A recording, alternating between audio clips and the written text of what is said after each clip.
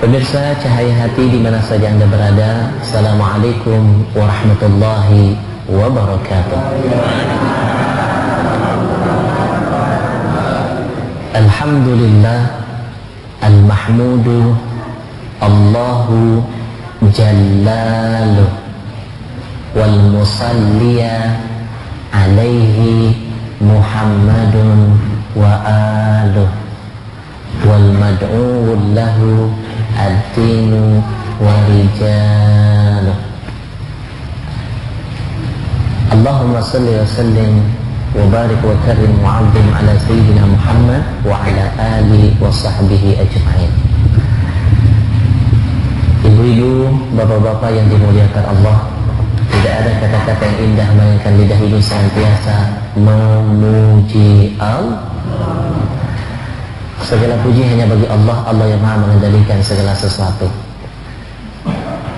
Allah yang maha menentukan apa yang akan terjadi pada diri kita ke depan. Karena Allah pencipta kita dan Allah punya hak untuk menetapkan apapun yang akan terjadi kepada kita. Salah satunya adalah kematian. Kita tidak tahu mati kita di mana dan seperti apa tiket kematian itu menghampiri kita. Wala tadri nafsum bi ayyi ardin tamut. Kata Allah, kalian tidak akan tahu di mana tempat kalian akan menemui kematian, dan kita tidak akan tahu Pak seperti apa mati kita. Semua rahasia Allah. Saya dapat pelajaran berharga dari Allah ketika kemarin pondok pesantren kita yang di Palembang di satu sisi mendapat ujian dari Allah, tapi di sisi lain saya melihat ini sebuah kebesaran yang Allah nampakkan untuk kami semua. Ada beberapa orang santri kita pergi menghadap Allah setelah mereka mengikuti lomba musabaqah hifdzul Quran. Ketika mereka mengikuti lomba musabaqah dari babak penyisihan terus sampai akhirnya ke semifinal dan akan masuk ke babak yang namanya final, jam 12 malam acara selesai. Kemudian anak-anak santri pulang dari tempat acara mau ke pesantren. Karena faktor sudah malam sehingga mereka tidak lewat darat karena lebih jauh jaraknya. Akhirnya mereka memutuskan menempuh jarak jalan pintas lewat Sungai Musi. Lalu naiklah perahu. Kalau bahasa Inggrisnya getek. Getek. Kalau bahasa Arabnya safina, ya, atau markab. Baru setengah jalan ada 18 orang santri, masih kecil-kecil Pak, kecil-kecil, saking kecil nggak kelihatan. Ya kan di Palembang, saya kan di sini. Ada yang SMP dan yang paling besar SMA.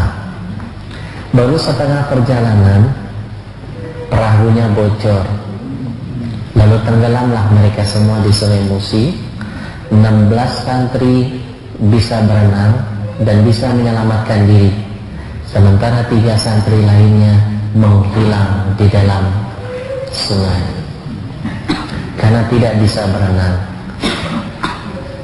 Ketika mereka terapung-apung di sungai hampir 1 jam, mereka tidak sadar kalau ada 3 santri yang tenggelam karena masing-masing sibuk menyelamatkan diri mereka sendiri.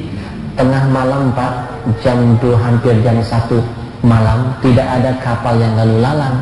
Mereka cuma bisa memegang bambu-bambu yang ada di sekitarnya. Saya saat itu sedang tabligh akbar di Jambi. Jam 2 pagi saya ditelepon dari Palembang, langsung lemes, nggak nafsu sahur Pak. Akhirnya saya buru-buru suruh adik saya pulang ke Palembang, sementara saya belum bisa pulang karena saya masih terikat kegiatan yang sudah dijadwalkan. Namanya kontrak nggak bisa dibatalin Pak. Subhanallah, saya terus memantau detik demi detik, jam demi jam perkembangannya. 4 malam 3 hari jenazah mereka baru ditemukan, Pak. Logikanya, ketika ada orang yang tenggelam di dalam sungai, sementara dia tidak bisa berenang, maka yang pasti akan terjadi kepada yang bersangkutan 3 fase yang akan dia lalui. Yang pertama, membengkak. Lalu yang kedua, membiru. Dan yang ketiga, membusuk jasadnya. Tapi apa yang terjadi dengan santri kita ketika satu persatu jasadnya diangkat? Subhanallah, kebesaran Allah nampakkan. Mau tahu apa yang terjadi? Mau tahu? Jangan kemana-mana setelah yang mau lewat.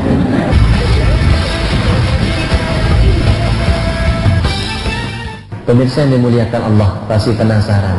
Apalagi Bapak Ibu yang ada di hadapan saya. Bu, terjadilah tanda-tanda kebesaran Allah. Ada seorang anak perempuan masih muda, Pak, terjun dari jembatan Sungai Musi, Ampera, terjun ke Sungai Musi, bunuh diri ceritanya. Belum nyampe 1 hari, ditemukanlah jasadnya. Apa yang terjadi? Membengkak badannya, membiru, Pak, bahkan membusuk. Tapi ketika santri kita yang hafal Quran, 3 anak yang masih kecil, ada yang hafal 30 juz, ada yang hafal 19 juz, dan ada yang 10 juz.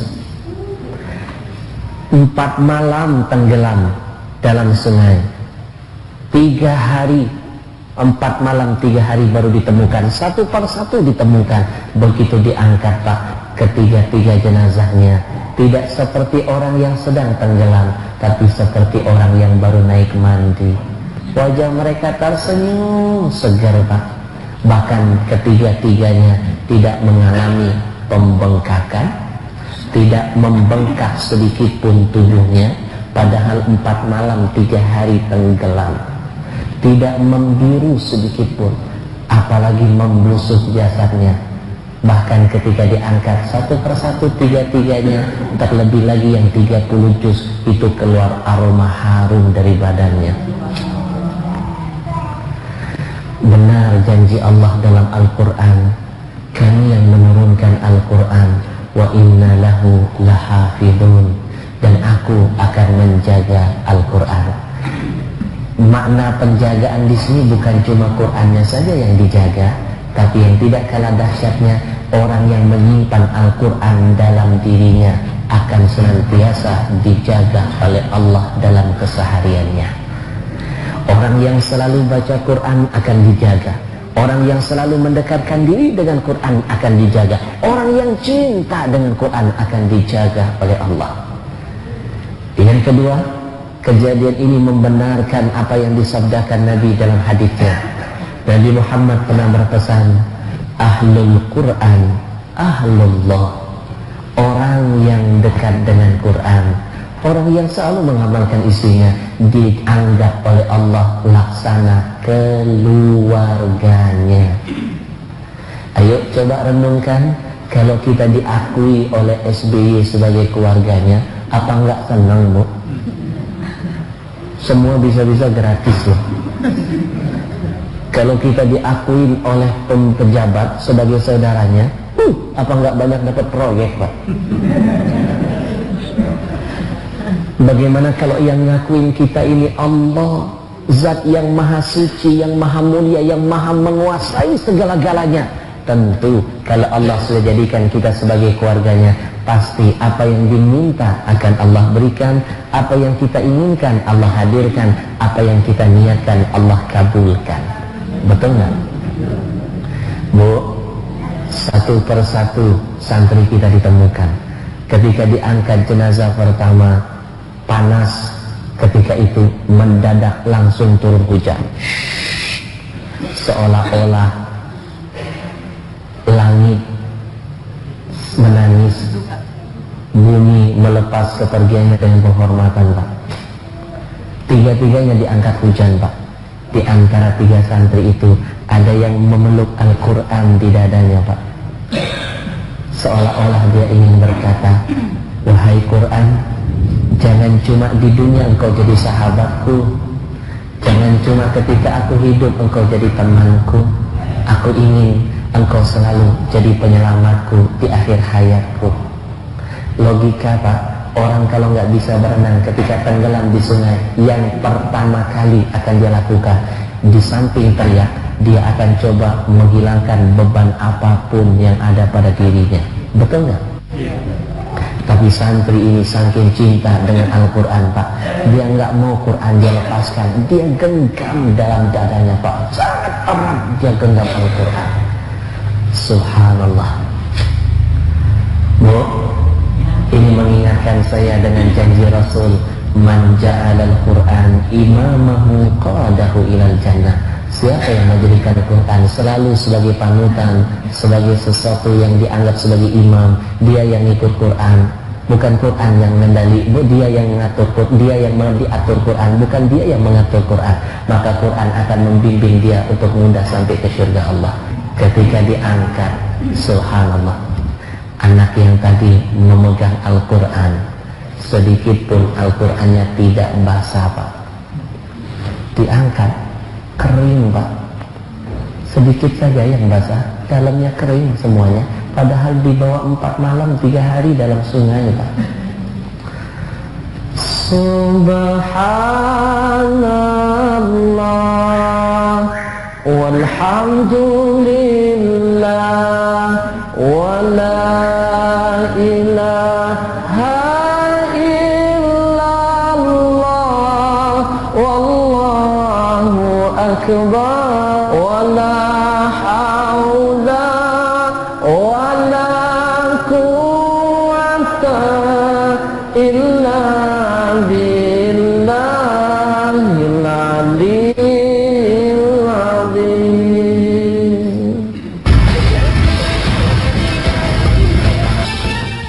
Pemirsa yang dimuliakan Allah, tidak ada kata-kata yang indah melainkan kita mengatakan kalimat subhan.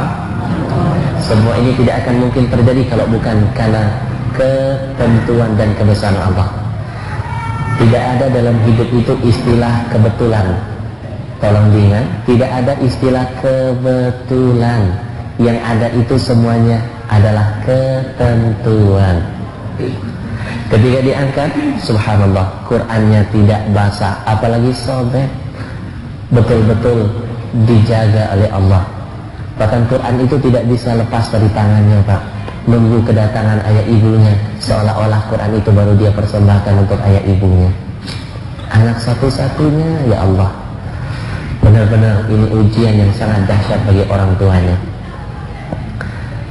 Tiga-tiganya pakai baju kokoh warna putih, pakai sarung. Keanehan yang selanjutnya, tidak ada satu noda yang menempel di baju koko mereka Pak. Padahal tahu sendiri Sungai Musi airnya kuning.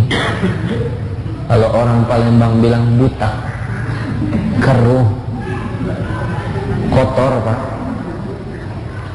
4 malam 3 hari terombang-ambing dibawa oleh ombak. Logikanya akan tersangkut ke sini, tersangkut ke sana. Bukan cuma noda Pak, sobek bisa pakaiannya. Tapi sedikit pun tiga-tiganya Allah jaga. Tidak ada noda, tidak ada sobek, apalagi luka. Baju mereka masih bersih, subhanallah. Saya sempat tanya bagaimana cerita awalnya. Mereka mengatakan sesuatu kepada saya, Ustadz, detik-detik ketika kapal akan tenggelam, kita masih sempat ngobrol dengan 3 anak ini. Mereka bertiga bertanya kepada kita, kalian nanti kalau mau mati pengen muda atau tua? Kami yang 16 kompak jawab, oh kalau kita pengennya tua, pengen puas-puasin dulu, belajar dulu. Mereka bertiga dengan kompak saling berpegangan, mereka berkata, kalau kami kepengennya mati muda, biar gak banyak dosa. Niat mereka yang mulia, Allah wujudkan sebuah kemuliaan Pak. Sekilas kematian mereka mengerikan Pak, tenggelam dalam sungai. Tapi siapa yang bisa siapa yang bisa mengatakan, siapa yang bisa tahu mungkin di mata kita mengerikan, tapi siapa yang bisa tahu, mungkin desainnya Allah bikin enak bagi mereka, Pak. Itu yang dikatakan Rasul, kalau pengen tahu orang itu matinya husnul khatimah atau tidak, lihat detik-detik terakhir apa yang sedang dia lakukan. Walaupun dia mati di rumah yang terbakar, Pak, gosong, belum tentu dia sakit, Pak. Mungkin Allah jadikan api itu mendatangkan kenikmatan bagi dia, proses perjumpaan yang indah dia dengan Tuhannya. Walaupun dia kecelakaan kelihatan mengerikan, tapi mungkin tidak sakit bagi dia. Kenapa? Mungkin di akhir hayatnya, sebelum ajal menghampirinya, dia sedang berada di relnya Allah, husnul khatimah. Makanya kalau ingin tahu orang itu husnul khatimah atau tidak, lihat detik-detik terakhir apa yang sedang dia lakukan. Mereka ini Allah berikan tiket husnul khatimah karena mereka sedang mensyiarkan Al-Quran. Tidakkah kita kepengen nanti kita seperti ini, Pak? Happy ending di akhir riwayat kita. Karena yang namanya kematian, kalau tidak husnul khatimah, su'ul khatimah. Mati yang indah di akhir riwayat atau mati yang hina di akhir hayatnya. Lihat kayak saudara-saudara kita yang di Medan, lagi diskotik mati, lagi megang perempuan kebakar, gosong, belum ngerasain api neraka, sudah mampus oleh api dunia. Ini namanya mati konyol loh, Bu.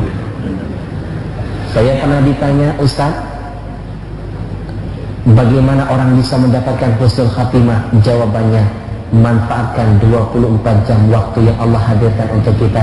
Lebih banyak kita pakai untuk kebaikan, lebih sering duduk dengan orang yang baik, dan lebih sering-sering lagi berbuat kebaikan. Jangan mimpi pengen mati yang baik kalau 24 jam lebih sering dihabiskan untuk maksiat kepada Allah. Mudah-mudahan Allah Subhanahu wa taala memanjangkan umur kita dengan catatan yang indah, diberikan keberkahan, digolongkan kita menjadi orang-orang yang husnul khatimah di akhir hayat kita. Amin ya rabbal. Wa sallallahu ala sayyidina Muhammad wa ala ali Muhammad walhamdulillahi rabbil alamin. Jumpa lagi dari kesempatan. Kesimpulannya adalah qabla rimayah tumla'ul kana'in. Sedia payunglah sebelum hujan.